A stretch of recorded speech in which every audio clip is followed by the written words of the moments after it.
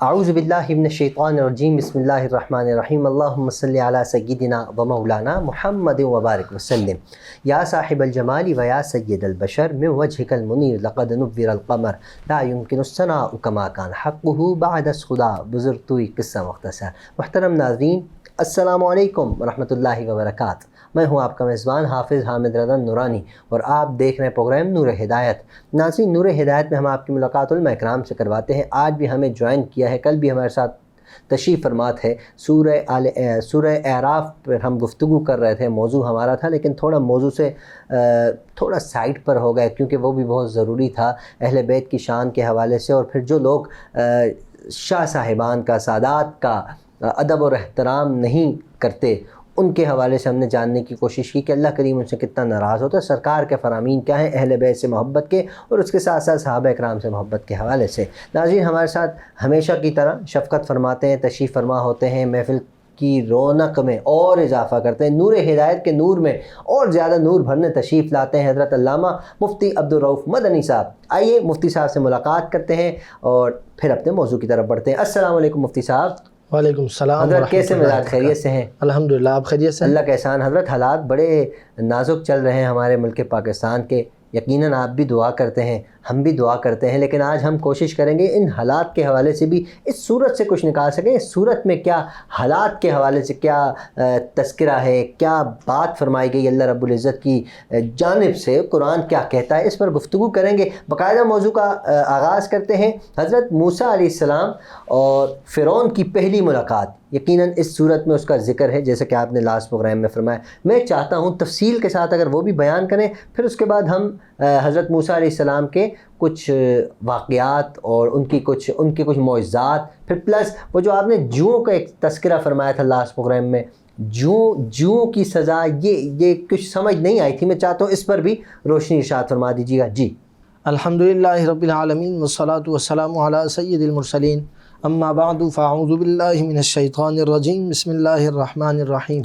قال اللہ تبارک و تعالی فی کلام المجید والفرقان الحمید، فالقى موسیٰ عصاہ فاذا ہی ثعبان مبین ونزع یدہ فاذا ہی بیضاء للناظرین، صدق اللہ العظیم۔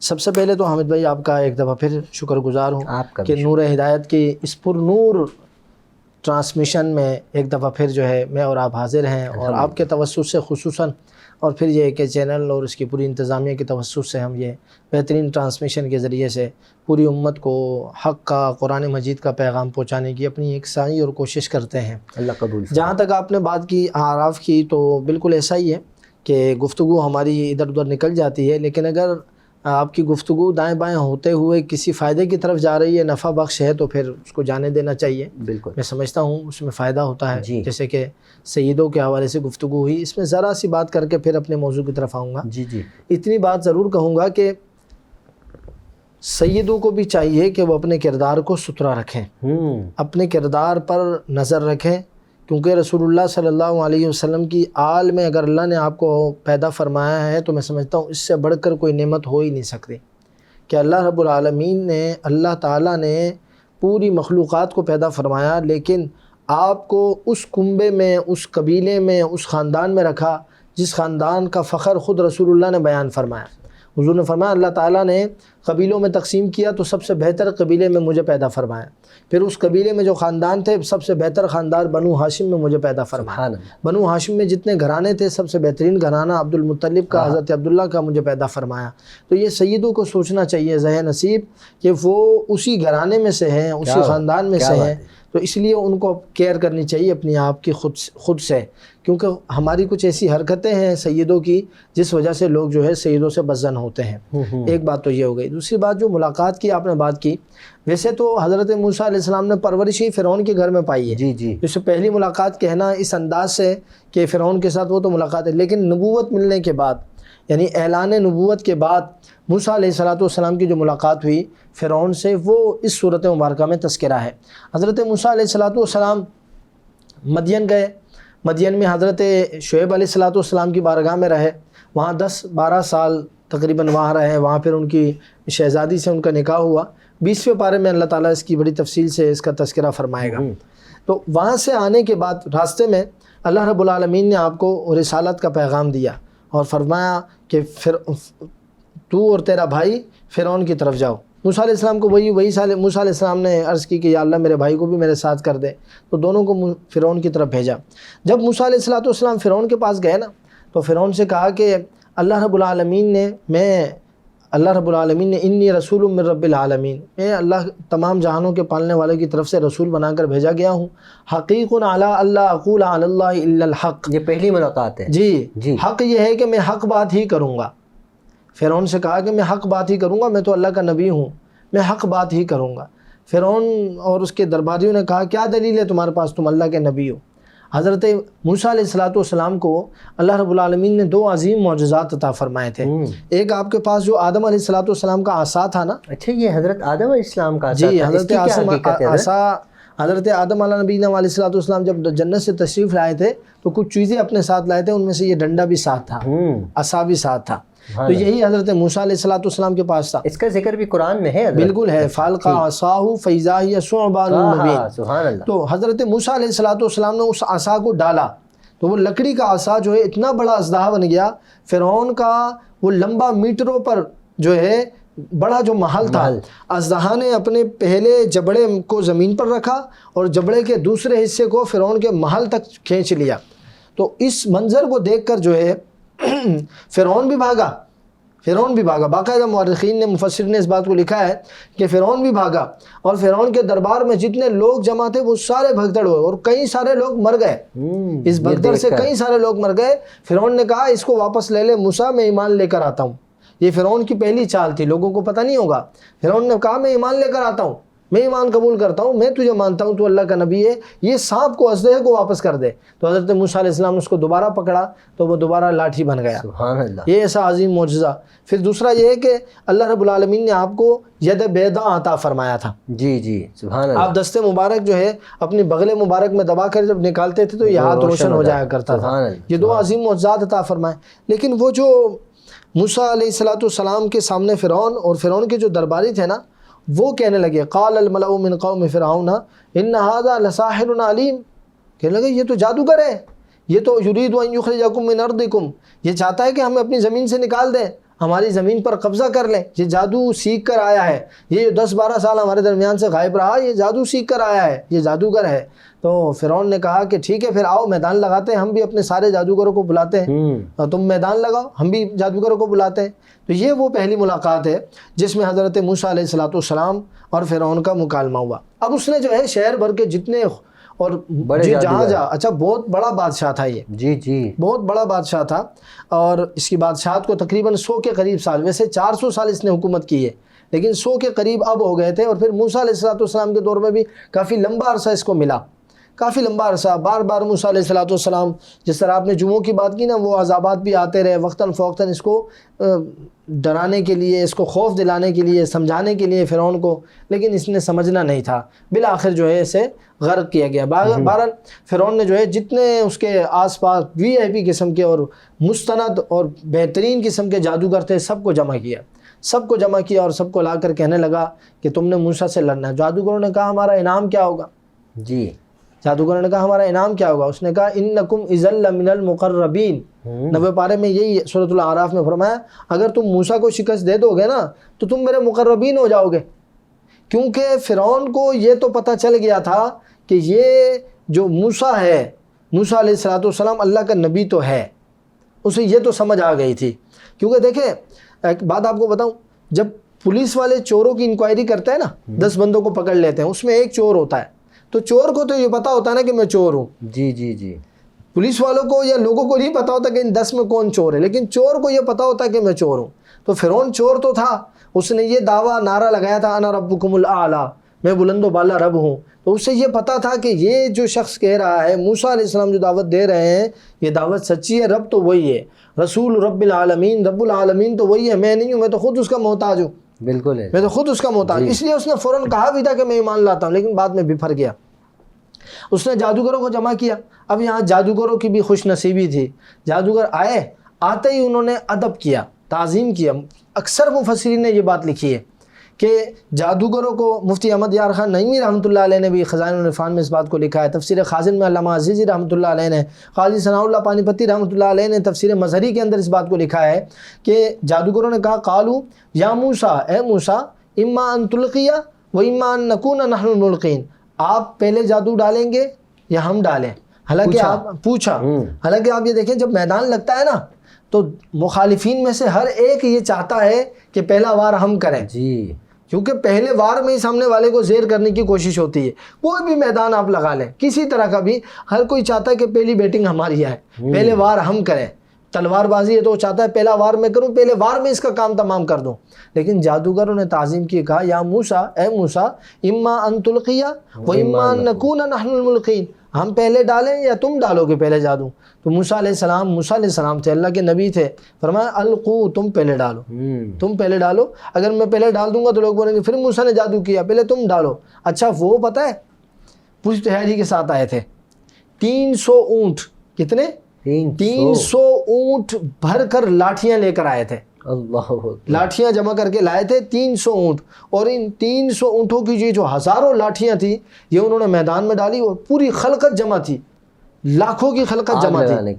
جی آگ لگانے کے لیے نہیں، یہ تو جادوگری نا، انہوں نے ان لاٹھیوں سے سانپ بنانے تھے جی، تو پوری تیاری کے ساتھ جو ہے آئے ہوئے ہیں، پوری قوم موجود ہے، فرعون موجود ہے، قبطی موجود ہیں، اور سبطی موجود ہیں، اور بنی اسرائیل بھی موجود ہے، سب موجود ہیں، سارا منظر دیکھ رہے ہیں، بڑا میدان ہے، بڑا گراؤنڈ ہے، انہوں نے وہ لاٹھیاں ساری ڈالی اور ان سب کو اپنی جادوگری کی لوگوں پہ۔ جادوگری یہ ہوتی ہے کہ لوگوں کو نظر آ رہا ہوتا ہے، حقیقت میں کچھ نہیں ہوتا۔ جو جادوگر ہوتا ہے اس کو پتا ہوتا ہے کہ حقیقت کچھ نہیں ہے، جو جادوگر ہوتا ہے اس کو پتا ہوتا ہے کہ یہ حقیقت کچھ نہیں ہے، تو سب لکڑیاں ہیں۔ لیکن جو عام لوگ ہوتے ہیں نا مجھ جیسے، آپ جیسے، ان کو نظر آ رہا ہوتا ہے بھائی سانپ گھوم رہے ہیں۔ تو جادوگروں نے اپنی حقیقت میں ایسے سانپ، حقیقت میں سانپ نہیں ہوتا، حقیقت میں تو لکڑیاں ہوتی ہیں۔ جادوگر دیکھ رہا ہے، جیسے کہ کوئی جادوگر ہے نا، وہ اس کپ کو آپ کو رومال بنا دے گا، تو مجھے اور آپ کو دکھ رہا ہے کہ یہ رومال ہے، لیکن جادوگر یا جادوگر بندش کہلاتے ہیں، ہاں، آنکھوں پر بندش کر دیتے ہیں، وہ آنکھوں کی نظر بندی کر دیتے ہیں، تو وہ کپ کو رومال دکھا رہا ہوتا ہے۔ لیکن جو جادوگر ہوتا ہے، جو صاحب علم و فضل ہوتے ہیں، جن کو اس فیلڈ کی علم ہوتا ہے، وہ دیکھ رہے ہوتے ہیں کہ یہ کپ ہی ہے، کپڑا نہیں ہے، کپڑا تو ایسے ہی دکھا رہا ہے، اس کا کرتب ہے، شعبدہ بازی ہے۔ تو جادوگروں نے اپنی شعبدہ بازی شروع کر دی، ساری لاٹھیوں کو سانپ بنا دیا، لوگ دیکھ رہے ہیں بھائی سانپ بن گئے۔ حضرت موسیٰ علیہ السلام نے اپنے عصا کو جب ڈالا نا، تو اس عصا نے جو ہے فَإِذَا هِيَ حَيَّةٌ تَسْعَىٰ، حضرت موسیٰ علیہ السلام کے عصا نے ان لکڑیوں کو نگلنا شروع کر دیا، نگلنا شروع کر دیا۔ اللہ فرماتا ہے وَأُلْقِيَ السَّحَرَةُ سَاجِدِينَ، جب جادوگروں نے یہ دیکھا نا کہ یار ہم نے جو لکڑیاں ڈالی ہیں وہ لکڑیاں ہی ہیں، وہ سانپ نہیں ہے، لیکن جو موسیٰ علیہ السلام نے اپنا عصا ڈالا ہے وہ سانپ بن چکا ہے، وہ اژدہا بن چکا ہے، وہ حقیقت میں اژدہا ہے، وہ حقیقت میں اژدہا کی شکل اختیار کر چکا ہے، اور لکڑیوں کو کھا رہا ہے، ساری لکڑیاں کھا رہا ہے۔ انہوں نے جب دیکھا نا کہ یہ معجزہ ہے تو وہ جو ہے حضرت موسیٰ علیہ السلام کے قدموں میں گر گئے۔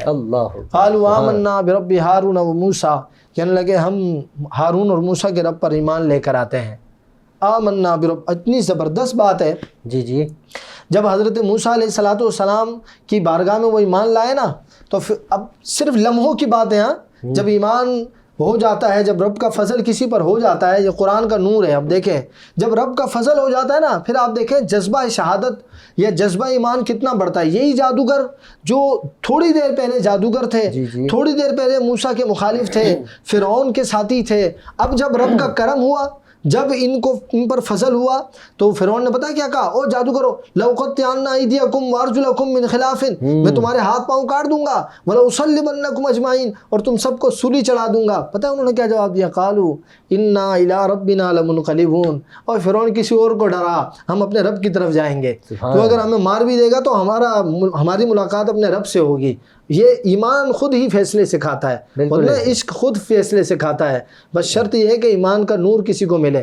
تو جادوگروں کو حضرت موسیٰ کا معجزہ بھی تھا یہ، ہاں معجزہ ہے۔ لیکن اب مورخین فرماتے ہیں کہ حق تو فرعون نے بھی دیکھا، حق تو فرعون نے بھی دیکھا، لیکن اس کے نصیب میں کیوں نہیں؟ وہ بے ادب تھا، اس کو حرص تھی اپنے مال کی، اس کو حب جا تھی، تکبر تھا کہ میں مجھ سے بڑا کون ہو سکتا ہے، کرسی کا غرور تھا، وہ کسی اور کو ماننے کے لیے تیار ہی نہیں تھا۔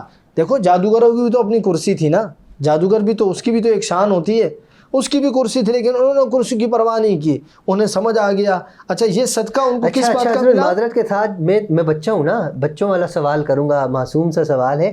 ہم سنتے ہیں یہ فرعون والی جو باتیں لوگ کرتے ہیں اس کرسی کی وجہ سے, کرسی پر فخر اور کرسی پر غرور تو فرعون کو بھی تھا. مطلب یہ جو آج کل اس دور میں گھما پھرا کر بات کر رہے ہوتے ہیں یا حقیقت میں بات وہیں لے کر جا رہے ہوتے ہیں نا, مطلب ہمارے ہی لوگوں کو فرعون سے ملا رہے ہیں, تو یہ بھی تو زیادتی ہے حضرت. اچھا آپ کیا فرماتے ہیں اس میں؟ جو آپ نے شروع میں بھی ایک سوال کیا تھا نا آج کے دور کے اعتبار سے, اس کو سمجھنا چاہیے. یہ اللہ رب العالمین کا نظام ہے. اللہ رب العالمین جو ہے, یہ جو حکومت کا نظام ہے, یہ جو لوگوں پر حکومت کرنے کی ایک طاقت ہے, ایک ذمہ داری ہے, یہ اللہ عطا فرماتا ہے. لیکن بعض دفعہ کسی سے ذمہ داری لے کر اس کو آزمایا جاتا ہے, بعض دفعہ کسی کو دے کر آزمایا جاتا ہے. ذمہ داری لی جائے تو بھی آپ نے بھٹکنا نہیں ہے, ذمہ داری دی جائے تو آپ نے اسے نبھانا ہے. یہاں تو ہمیں نظر آ رہا ہے لے لی جاتی ہے پھر بھی وہ بھٹک رہے ہوتے ہیں وہ. اچھا تھوڑا سا آغاز میں چلے جائیں. جی پلیز. حکومت شیطان کی تھی, حکومت عزازیل, شیطان کا نام عزازیل تھا نا, ابلیس کا نام, اس کی حکومت تھی. جب اس کو یہ پتہ چلا نا کہ مجھ سے حکومت لی جا رہی ہے, اب خلیفہ میں نہیں خلیفہ آدم آنے والا ہے, تو اس کو ہلچل مچی. تو جب تک تجھے اللہ نے فضل عطا فرمایا, جب تک تجھے اللہ نے فضل عطا فرمایا تو بڑا تھا. اب جب آدم کو رب نے فضل عطا فرمانا چاہا تو تجھے یہ چاہیے تھا کہ تو آدم کے آگے سر تسلیم خم کر لے. اگر نہیں کر سکتا خاموش ہو جا. لیکن اس نے کیا کیا, اس سے برداشت نہیں, وہ نقص نکالتا رہا, یہ تو سوراخ ہیں, یہ تو یہ ہیں, اس میں تو یہ ہیں, اس میں یہ ہیں. پھر بالآخر اس نے رب کی نافرمانی کر دی, سجدے کرنے سے انکار کر دیا. اسی تذکرے میں یہیں پر جب بنی اسرائیل تھک گئے نا, تو بنی اسرائیل نے حضرت موسیٰ علیہ السلام سے کہا کہ قالوا اوذینا من قبل ان تأتینا ومن بعد ما جئتنا, کہنے لگے اے موسیٰ تیرے آنے سے پہلے بھی ہم ستائے گئے, فرعون نے ہم پر بڑے ظلم کیے, بعد میں بھی کیے گئے, اب کیا ہوگا, ہماری نجات کیا ہے؟ تو موسیٰ علیہ السلام نے وہاں تاریخی جملہ ارشاد فرمایا جو قرآن میں ذکر ہے. دیکھو نا حمید بھائی, قرآن میں یہ آیات کیوں ہیں؟ موسیٰ علیہ السلام, فرعون, ان کا تذکرہ, وہ قومیں تو گزر گئی, پھر پورا قرآن ان آیات سے بھرا ہوا ہے. وجہ کیا ہے؟ اس میں ہمارے لیے راہ ہدایت ہے, اس میں ہمارے لیے نور ہدایت ہے کہ ہم اس میں جائیں, آگے بڑھیں. کیا موسیٰ علیہ السلام نے جواب دیا ہے, میری قوم عسیٰ ربکم ان یہلک عدوکم, صبر رکھو, اللہ رب العالمین تمہیں تمہارے صبر کا بدلہ دے گا. وَإِن يَسْتَخْلِفَكُمْ فِي الْأَرْضِ, اور اللہ تعالیٰ تمہیں زمین میں خلیفہ بنائے گا, تمہیں حاکم بنائے گا. تھوڑا صبر رکھو. لیکن آخری جو جملہ ہے نا وہ یاد کرنے والا ہے, فَيَنْظُرَ كَيْفَ تَعْمَلُونَ, پھر اللہ تمہیں بھی دیکھے گا تم کیسی حکومت کرتے ہو. تم رو رہے ہو, 22 سال روتے رہے, 20 سال روتے رہے, ہمیں حکومت مل جائے. جب حکومت مل گئی تو اب حکومت کرنا ہے. اگر آپ نے 50 سال اسٹرگل کی ہے, سیاسی پارٹی بنائی ہے, یا 10 سال حکومت کی ہے آپ نے اس لیے کہ حکومت میں آ جائیں, تو اب جب حکومت میں آئے ہیں تو اب بڑا امتحان ہے. جی حضرت, اچھا یہ وقت بہت مختصر سے میں چاہوں گا, جو آج کل حالات چل رہے ہیں, ایک دوسرے کو گالم گلوچ دینا, پھر توڑ پھوڑ کرنا, اپنے ہی ملک کا نقصان کرنا, یہ ساری چیزیں یہ کیوں ہے حضرت؟ اس کی کیا وجہ ہے؟ کیا یہ ہم گناہ نہیں کر رہے ہوتے؟ ہم کسی مزدور کی بس جلا دیتے ہیں, کسی غریب کا گھر جلا دیتے ہیں, کسی امیر کا ہی گھر جلا دیتے ہیں, لیکن اس کے اندر کچھ چیزیں ہوتی ہیں. کیا ہمیں یہ نہیں ہوتا کہ یار یہ ایک مسلمان کا گھر ہے, یقیناً اس کے اندر قرآن تو لازمی ہوگا, بس جلائی جا رہے ہیں, اس چیز کا احساس نہیں ہے, تو کیا یہ ہم غلط نہیں کر رہے؟ اس میں سمجھتا ہوں بنیادی طور پر دو عناصر اس میں ملوث ہیں. ایک تو وہی جو چیز ہمارے یہاں اوورآل ہے, ایجوکیشن کی کمی ہے, بالکل علم کی کمی ہے, لا علم ہے. اچھا علم کی کمی جب ہم کہتے ہیں نا, اس سے مراد میٹرک پاس نہیں ہے. ہمارے یہاں تقریباً 50% لوگ میٹرک پاس ہیں, لیکن میٹرک پاس بھی لا علمی ہوتے ہیں کیونکہ انہوں نے پڑھا کچھ نہیں ہوتا ہے, وہ صرف پیپر دینے کی حد تک یا اسکول میں جانا نہ جانا, جو صورت حال چل رہی ہے, سورۃ اخلاص نہیں آتی, نماز کے مسائل, فرائض نہیں آتے. ابھی اعتکاف میں ہم نے فرائض بچوں سے پوچھے تو ان کو فرائض نہیں آتے تھے نماز کے. تو ایک تو اس میں لا علمی ہے, جہالت ہے, کہ یہ جو ہے جہالت کی وجہ سے وہ جانتے نہیں ہیں کہ کسی غیر کا نقصان کرنا کتنا بڑا گناہ ہے, کتنا بڑا گناہ ظلم ہے. اور اللہ تعالیٰ نے قرآن میں بار بار فرمایا واللہ لا يحب الظالمین, اللہ تعالیٰ ظلم کرنے والوں کو پسند نہیں فرماتا. ایک عنصر تو اس کے اندر یہ ہے. دوسرا عنصر کیا ہے؟ دوسرا عنصر ہمارے یہاں خفیہ طور پر باقاعدہ اس طرح کا پلان بنایا جاتا ہے کہ کسی کی محبت میں نہ نکلو, توڑ پھوڑ کرو, نقصان پہنچاؤ. تو جتنا زیادہ نقصان ہوگا تو کچھ لوگوں کے سامنے یہ ظاہر ہوگا کہ یار یہ مضبوط لوگ ہیں, حالانکہ ایسا نہیں ہے. آپ کسی کے بھی کہنے پر ایک پروٹیسٹ کا، احتجاج کا قانونی طریقہ کار ہے، پوری دنیا میں، پاکستان کے قانون میں بھی ہے، احتجاج کا ایک حق ہے، اس طریقہ کار کو اپنانا چاہیے۔ اور پھر یہ ہے کہ جس سے آپ کا مقابلہ ہے، جس سے آپ کی مخالفت ہے، وہ وی آئی پی لینڈ کروزرز اور وی آئی پی گاڑیوں میں پروٹوکول میں گھوم رہے ہیں، اور آپ نقصان، جس طرح آپ نے کہا، کسی غریب کی گاڑی جلا رہے ہیں، روڈ پہ کسی کا بورڈ لگا ہوا اس کو توڑ رہے ہیں، کسی کی گھر کے یا دکان کے شیشے توڑ رہے ہیں، پیسے دے کر بنا ہوگا، محنت سے لگا ہوگا، بہت سی چیزیں، سب نقصان ہو رہا ہے نا، اس میں محنت ہوتی ہے۔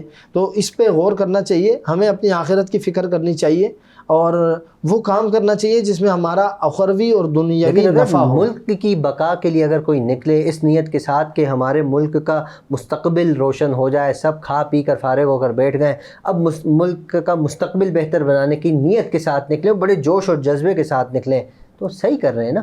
نہیں، جوش اور جذبے کا یہ مطلب تو نہیں ہے کہ آپ کچھ بھی نہ کر سکیں اور 2-4 غریبوں کی دکانیں اور گاڑیاں توڑ کے واپس آ جائیں۔ یہ آپ نے کون سا انقلاب کیا؟ انقلاب کی صورت، یا آپ تبدیلی چاہتے ہیں، مثال کے طور آپ چاہتے ہیں کہ سود کا نظام ختم ہو جائے، تو اس کا ایک پراپر طریقہ ہوگا نا، جو صاحبان علم و عمل ہیں وہ آپ کو بتائیں گے کہ اس کا یہ طریقہ کار ہے، اس پروسیس سے ہمیں گزرنا پڑے گا۔ لیکن نکل کر روڈوں کو، گلیوں کو، گھروں کو، دکانوں کو، گاڑیوں کو، اشیاء ملک کو نقصان پہنچانا، یہ تو کوئی تبدیلی کا سامان نہیں۔ حضرت میں اس ملک کا بچہ ہوں نا، میں بھی دیکھ رہا ہوں، ہسٹری دیکھتا ہوں کہ جب سے ملک بنا ہے احتجاج ہوتے چلے آئے ہیں، اور توڑ پھوڑ پتہ نہیں اربوں خربوں نہیں بنی، کتنے خرب کا پاکستان کا نقصان ہو گیا، لیکن پاکستان ماشاءاللہ سے چلتا چلا جا رہا ہے، کیونکہ اولیاء کی نظر ہے، اللہ والوں کی نظر ہے۔ تو ہمیں چاہیے ہم اپنے کام سے کام رکھیں، ہم لوگوں کے پیچھے بھاگتے ہیں۔ ہم نے دیکھا یہاں علماء نے بھی احتجاج کیا، پڑھی لکھی فیملی لوگوں نے بھی احتجاج کیا، ڈاکٹرز نے بھی، ہر مکتبہ فکر کے لوگوں نے احتجاج کیا، گورنمنٹ کے لیے کیا، کچھ نے اپنے لیے، کچھ نے کسی اور کے لیے کیا، لیکن فائدہ نظر نہیں آیا۔ اس کا حل یہی ہے کہ اپنے کام سے کام رکھو، اپنے بچوں کو ایجوکیشن کی طرف بڑھائیں، اپنے بچوں کو مدارس کی طرف بڑھائیں، جو کہ ہمارا رجحان کم سے کم ہوتا چلا جا رہا ہے۔ ناظرین، پروگرام کا وقت اختتام کی جانب ہے۔ آج ہم نے کوشش کی ہم حضرت موسیٰ علیہ السلام کے واقعات جان سکیں اور اس میں سے کچھ درس نکال سکیں۔ مفتی صاحب نے بہت خوبصورت انداز میں گفتگو فرمائی۔ مفتی صاحب ہمیشہ کی طرح شکریہ، امید کرتا ہوں آپ آئندہ بھی تشریف لائیں گے، بہت کچھ آپ سے سیکھیں، اور آپ سے گفتگو کر کے بڑا اچھا لگتا ہے، اور بات سے بات نکلتی ہے، موضوع سے بھی ہٹ جاتا ہوں کیونکہ آپ واپس موضوع پر لے آتے ہیں۔ ناظرین، ہمیشہ کی طرح اپنا خیال رکھیے، اپنے اہل و عیال، اپنے پڑوسی، اپنے رشتہ دار، سب کا خیال رکھیے۔ خدا را ملک پاکستان کا بھی خیال رکھیے، پڑوسیوں کا بھی خیال رکھیے، روڈوں کا بھی خیال رکھیے۔ جو توڑ پھوڑ ہم کر رہے ہیں، واپس توڑ پھوڑ کرنے کے بعد آنکھیں بند کر کے توڑتے ہیں، کہیں آنکھ میں کانچ ہمارے نہ چلے جائے، جس کا ٹوٹا اس بیچارے کا دل بھلے ایسی کی تیسی ہو جائے۔ السلام علیکم ورحمۃ اللہ۔